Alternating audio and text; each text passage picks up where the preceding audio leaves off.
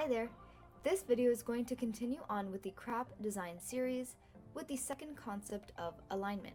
But before we get started, I'd like to recap what the crap design principle is. CRAP stands for contrast, repetition, alignment, and proximity. And if you've seen our first video in the series, you'll know that we're going to work our way backwards, and we've previously covered proximity. This video will introduce the second concept, which is alignment.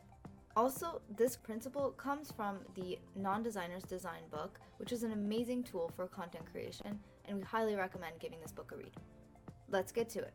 Straight out of the Non-Designer's Design book, the basic purpose of alignment is to organize, much like proximity, and to unify. Often, alignment in tandem with font style can dictate the feeling of your piece, whether it's sophisticated, fun, formal, serious, etc. Before we actually start the alignment process, there are some key concepts to think about. When alignment is used correctly, it creates a common boundary. By default, from our last video, our text has a left alignment. And if you look down the left-hand side, you can see a common boundary or an invisible line that runs down the side of the text. This creates a visual connection and creates a relationship to all of the text on the page. The types of alignment that you can use are left align, center align, and right align. Currently, it is left align. It has one of the strongest invisible lines and common boundaries, and is very easy to read as we read in English left to right. The next option you have is to align your text to the right. This also has a very strong invisible line that runs down the text, and it also can be easy to read when used in the correct layout.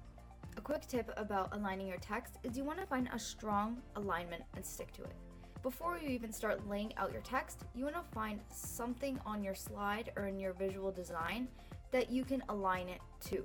For example, it could be the edge of a slide, it could be the top of a slide, but you want to stay to that element and align everything around it.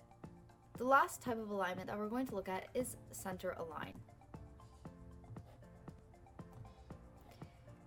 As you can see here, center align is not as uniform or as easy to read.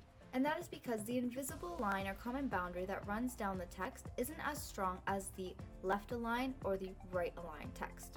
This layout is a more formal layout and one that we would recommend to use for menu.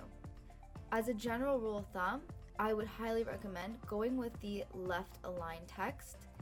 As we mentioned before, there's a lot of pros to using this type of alignment. It's arguably the easiest to read because we do read left to right. It has one of the strongest invisible lines or common boundaries, and it creates a very sophisticated and design-driven look. Now that we've chosen the type of alignment that we're going to use, which funny enough was the default alignment that we had started with, I wanted to mention that when you are designing a layout, it's best to stick to one type of alignment. So I'm just going to show you right now, for example, if I were to center this, it creates a less unified look. This all of a sudden becomes a separate entity to the rest of the text. So good tip is to just keep the same alignment throughout your piece.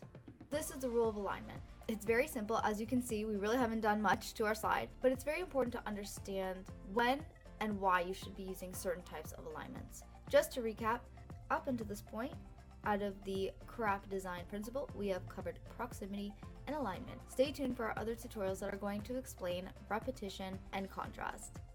Hope this was helpful, and until next time, keep on publishing.